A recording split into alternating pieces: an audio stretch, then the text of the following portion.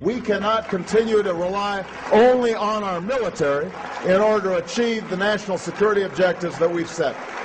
We've got to have a civilian national security force that's just as powerful, just as strong, just as well funded. President Obama and his Chief of Staff, Rahm Emanuel, have repeatedly stated on the record that all Americans below the age of 64 will be forcibly conscripted into federal service. Citizenship is not an entitlement program. It comes with responsibilities. Everybody somewhere between the ages of 18 and 25 will serve 3 months of basic training and understanding in a kind of civil defense.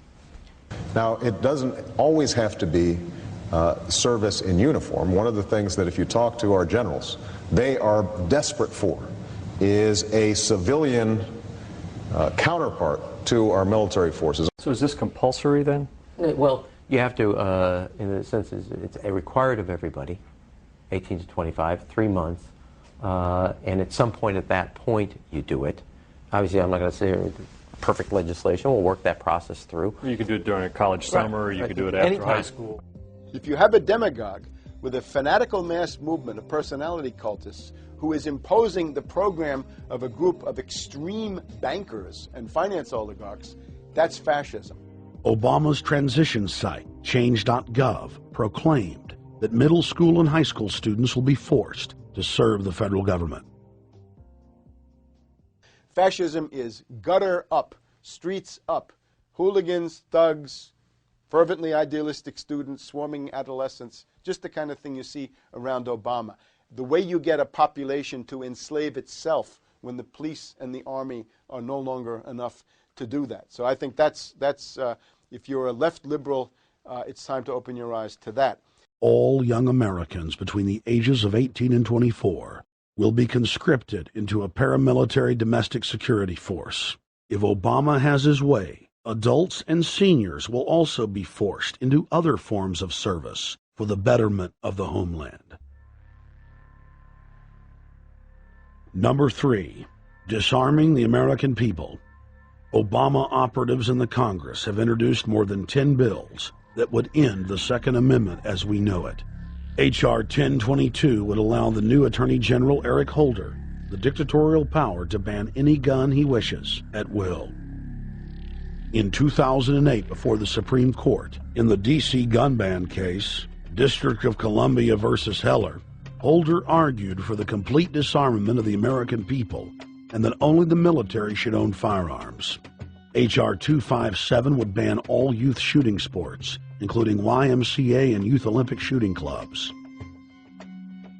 H.R. 45 would force all gun owners to undergo federal psychological screening, registration, and testing to keep their firearms. White House Chief of Staff Rahm Emanuel has proposed the extrajudicial banning of any American on the fraudulent no-fly list from owning any firearm.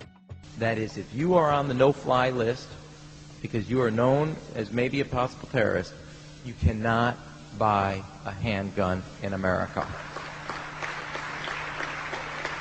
Over 25,000 Americans are added each month to the no-fly list, which numbers over 1 million people who have not been charged or convicted of any crime. It's a case of mistaken identity for a 5-year-old boy from Normandy Park. He had trouble boarding a plane because someone with his same name is wanted by the federal government. King 5's Mimi Jung is live at SeaTac Airport to explain. Mimi. Lori, it's hard to believe that a 5-year-old could be considered a threat, but that's exactly what happened here at SeaTac last week when Matthew Gardner showed up for a flight to LAX. As 5-year-olds go, Matthew Gardner is about as harmless as you can get. But when he and his mom checked in for their flight at SeaTac last week, Matthew was considered the criminal. If you're on that no-fly list, your access to the right to bear arms is canceled because you're not part of the American family. You don't deserve that right. There is no right for you if you're on that terrorist list. And even though this Matthew Gardner is only in kindergarten, TSA workers still conducted a full-blown search. They searched all of our belongings. They took everything apart piece by piece. Nadia Counter says it wasn't easy being treated as a possible threat to national security. I picked up my child to give him a hug and tell him, it's okay, we're doing fine. And they reported to me that I was not allowed to touch him. He was a security risk, and they had to research me to make sure that I had not obtained any materials from him. Number 4, massive restrictions on the First Amendment guarantee of free speech. The President, Congress, and the FCC have announced plans to not only curtail speech on talk radio and newspapers, but to also regulate speech on the Internet through the Orwellian-named Fairness Doctrine. The Obama machine is also pressuring Congress to pass draconian hate speech laws that will eviscerate the First Amendment. Number 5, they plan to further federalize health care so that the government can dictate what kind of care citizens receive. Modeled after the British system, this includes rationing care and restricting what procedures the handicapped and elderly are eligible for. Number 6, Obama is already pushing to expand the Department of Defense budget and to station more U.S. troops overseas to encircle Russia, China, Iran, as well as setting up bases in Africa under the pretext of humanitarian aid, and dominate and occupy Africa through AFRICOM. So we're taking your phone call, seeing what you think of Barack H. Obama. Is he a Judas goat? Is he a front man? Is he a betrayer? Let's go to Anthony in Georgia. Anthony, what's your take on Barack Obama? They put the face of Barack Obama as part of their public relations because it's like in the old folk tales about vampires. A vampire cannot force his way into somebody's house. It's against some kind of metaphysical law. So the vampire has to persuade the resident of the household to open the door and invite him in. So they're going to look at the peephole at Barack Obama, which looks like them and appears to be on their side. They're going to say, okay, here's my ally. Let me open the door and let me let this person in.